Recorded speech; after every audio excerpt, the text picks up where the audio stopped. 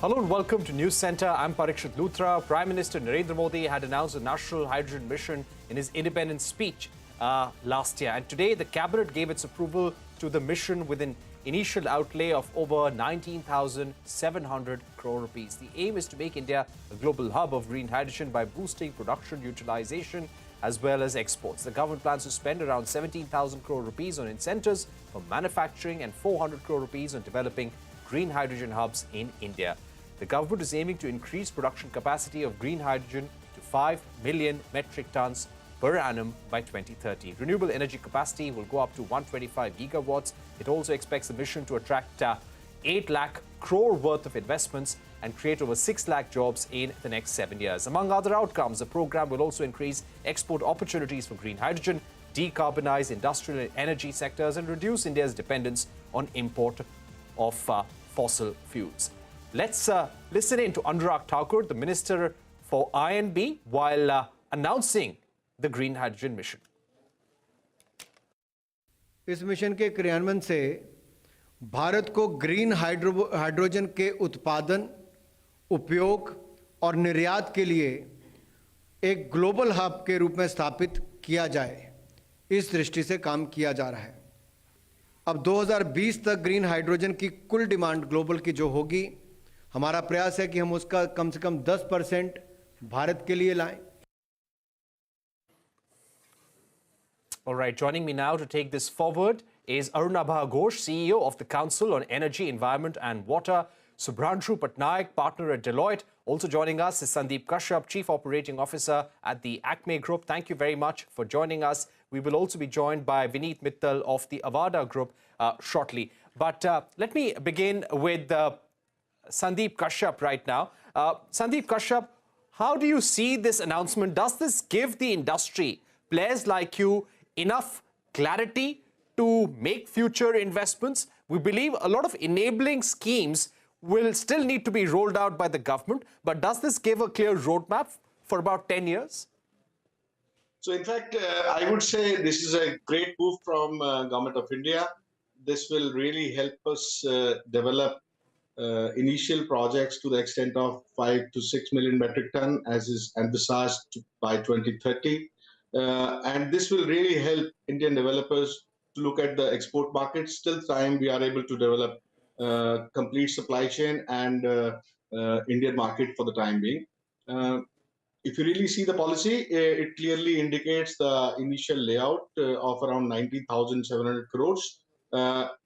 And India is one of those few countries in the first block itself, wherein we have really put up money on the table for the developers as incentive packages, and especially considering two things. One, we have seen the incentives on the final products, which is the green hydrogen and its derivatives.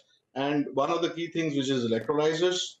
And on electrolyzers also, it has been considered a good amount of incentives, which will kickstart, initiatives on local manufacturing of electrolyzers. Apart from this, if you really see most of the things required for producing green hydrogen or its derivatives, almost 70% of the materials are being produced in India. So a very comprehensive policy, I would say. Details will come up. The process initiated by Ministry of New and Renewable Energy, engaging all the ministries, relevant ministries, as well as stakeholders. It was a complete consultative process, and we hope we will have a very detailed policy coming out very soon. Right. Shubranshu Patnaik, now that this financial outlay structure has been laid out by the cabinet, approved by the cabinet, will it now have to be up to the private sector to make those investments when it comes to transitioning to green hydrogen as a fuel for manufacturing? What do you think the demand will be for green hydrogen as a fuel for manufacturing setups across the country? Thanks, Parikshit, for having me, first of all. I think, as far as green hydrogen is concerned, there is, as you'd hear from everyone else, there is a cost cap, right? Green hydrogen comes at almost twice the cost of hydrogen, the normal hydrogen that we produce from natural gas or other fossil fuel-based sources. So this effort is actually to try and create a bridging mechanism whereby with scale, with investments, we bring down the cost to the levels of blue hydrogen and such, right? So effectively, the demand has to be also obligated to start with. That is also hopefully the part of the details that come out shortly, which is that some of the industrial segments, whether it is refineries or fertilizers and such, would be obligated to buy some of the green hydrogen that some of the part of the hydrogen that they consume from greener sources, right? And that would jumpstart the virtuous cycle of creating a demand good enough in Indian terms to make manufacturers or producers then come into the equation. So that's the overall way in which it's being approached. So yes, it is. It provides some clarity from the production side in terms of lining up, incentives for production itself and for manufacturing. But we'll have to see the details around how the demand is also getting created from an Indian perspective. All right, we will have to see how the demand is getting created. But let me go across to Arunabha Ghosh. Arunabha, CEEW had worked very closely with the government on the green hydrogen mission. The aim with this plan that has been approved by the cabinet today is to develop green hydrogen production capacity of at least 5 million metric ton per annum, and with an increased renewable energy capacity addition of about 125 gigawatt in the country. This is the plan till 2030. How realistic is this, and what kind of mandates will have to come in order to make the industry, different industrial sectors, transition to green hydrogen? First of all, we have to understand that how does the Indian mission stand in comparison to various other countries? We at CEEW have looked at about 38 different countries, including the European Union, that have missions around our national programs around hydrogen or green hydrogen. And I can say that India's mission, as announced today, is the largest of its kind anywhere in the world. It is our targets of 5 million tons per annum by 2030, is half of the entire EU's domestic production target and larger than any major economy standalone. So it is a hugely ambitious mission, and the government should be congratulated for it. Now, to convert that ambition into reality, of course, we need to also have the demand side creation. And that's why the critical sectors, particularly fertilizer, the use sectors, which are petrochemicals, fertilizers, steel, these are the sectors where we will need to create that demand, that offtake for all this green hydrogen that's going to be produced. And for that, this new site fund that has been announced, the strategic interventions for green hydrogen technologies and transition, that is going to be critical because it helps to provide what is called sort of a viability gap to nudge these demand side industries to start covering for the gap in costs and offering a much larger market that India can do. Because when we do that, then industry also comes forward on the supply side with much more investment to build out that capacity, build out the over 100 gigawatts of renewables capacity, build out the more than 40 gigawatts of electrolyzer capacity that will be needed to manufacture the green hydrogen. So it has to be a supply side push, a demand side pull, but also driven by an ambition that's set out by the government, but will be fulfilled by the private sector. All right. Sandeep Kashyap, if I can get you in once again. We heard from our sources in the government that PLI schemes will likely be rolled out in order to operationalize incentives for electrolyzers and green hydrogen generation under the National Green Hydrogen Mission. The outlay for green hydrogen will be 13,000 crores and about 4,500 crores for electrolyzer manufacturing. The upper cap when it comes to electrolyzers, the incentives would be rupees 4,539 per kilowatt hour with a 15 to 20% incentive on production costs, which will be tapering annually. This will be for 5 years. The aim is to have 3 gigawatt capacity. When it comes to green hydrogen, the incentive could be rupees 50 per kg, 20% of the production cost tapering annually. So how do you think these incentives could augur for the industry? Parikshit, if you see, what the way we see it, these incentives will really kickstart the whole process.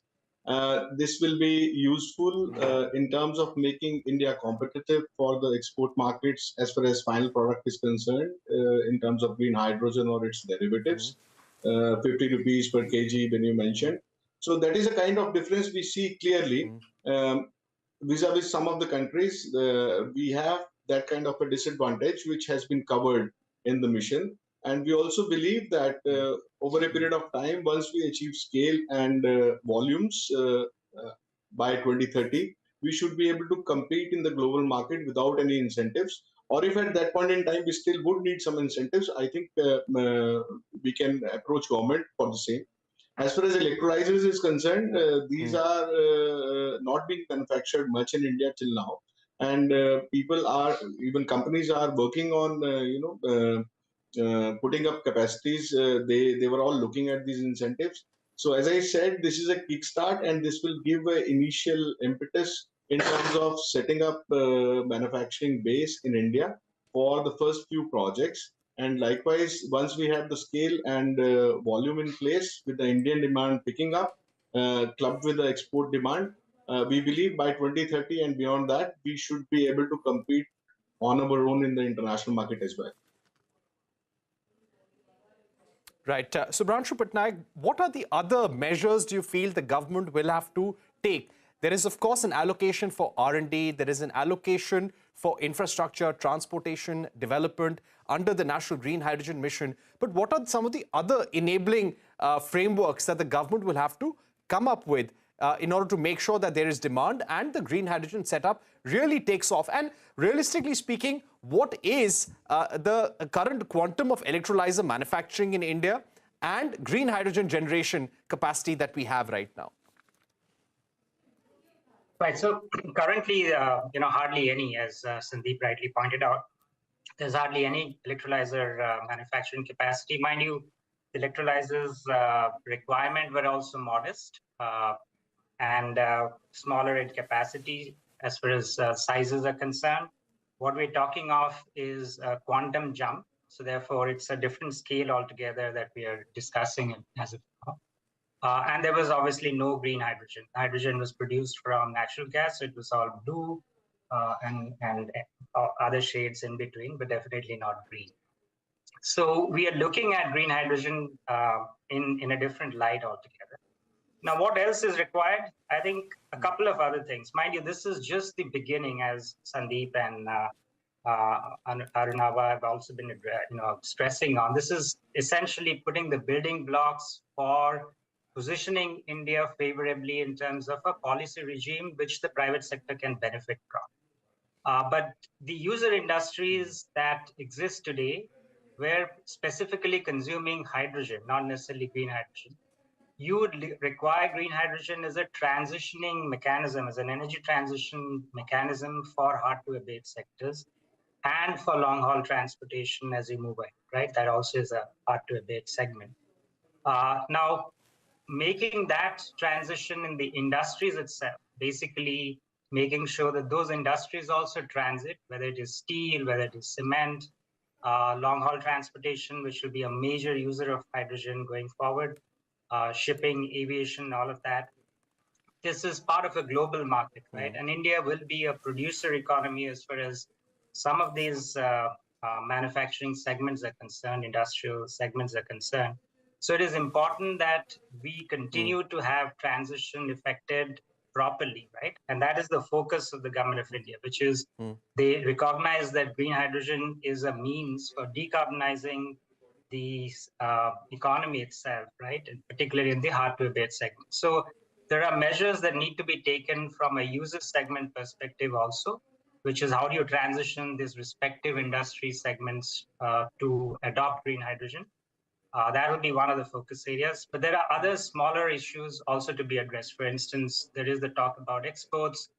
So how do you look at export-related taxes, its waivers, and if there are issues around export infrastructure, which there will be, obviously, the creation of ports, the creation of logistical networks, and so on and so forth. How do you make sure that those also benefit from right kind of incentives and fiscal incentives and tax waivers would also be a focus as we go forward. Right. But this is a very, very good beginning. And as Arunabha said, if you compare globally, it just pitchforks India into the regime of the top 3 in terms of having an attractive hydrogen policy and the scale that we have presented globally. Okay, Arunabha, to get you in, what would be the best way to operationalize and get a bang for the buck, so to say? We are hearing that the government will be inviting bids both for electrolyzer manufacturing and green hydrogen manufacturing from companies who are interested. There could be a PLI-like scheme. Do you think that's the best way to move forward for this? There are 2 aspects to this, Parikshit. One is, of course, the PLI scheme, which is for the manufacturing of the electrolyzers. And even there, we should make sure that it is not just an assembly of electrolyzers. We've got to actually manufacture the high-value parts of the electrolyzers, the membranes, etc. Use the PLI scheme as a incentive for the industry to innovate and create value at home, not just assemble products that have been made elsewhere. That really is strategic industrial policy. Otherwise, we'll be back to a very basic level of manufacturing. That's one aspect. But the other aspect is actually how do you incentivize the demand side? And that's where other types of incentives, the viability gap funding kind of approach is needed to kickstart a market. But over time, we should be looking at green ammonia purchase obligations, creating, again, reverse auctions when the market is mature enough to keep using the competition in the market to drive down prices. And then most importantly, I would say, to really get bang for the buck, we've got to play in the global market. And you can't do that if India does not take the lead with like-minded countries to set the rules for a fair trade of green hydrogen in the global economy. Otherwise, larger economies are going to create protectionist regimes, whether in Europe or in the United States or elsewhere, which will make it difficult for us to access those markets. So India should not just look at its domestic market, but leverage the private sector capacity that we have here to start looking at the rules, standards, certifications, safety protocols, transport systems, etc., that create a rules-based architecture for a fair, energy-secure global green hydrogen economy. All right. Thank you very much for joining us, Arunabha. Also, Mr. Kashyap and Shubranshu Patnaik here on Newscentre, giving us your view on the green hydrogen ecosystem in the country and your reactions on the National Green Hydrogen Mission and what's the best way to move forward now that this financial framework has been announced by the government. We're going to take a short break, but don't go anywhere. We will get you a special report when we're back.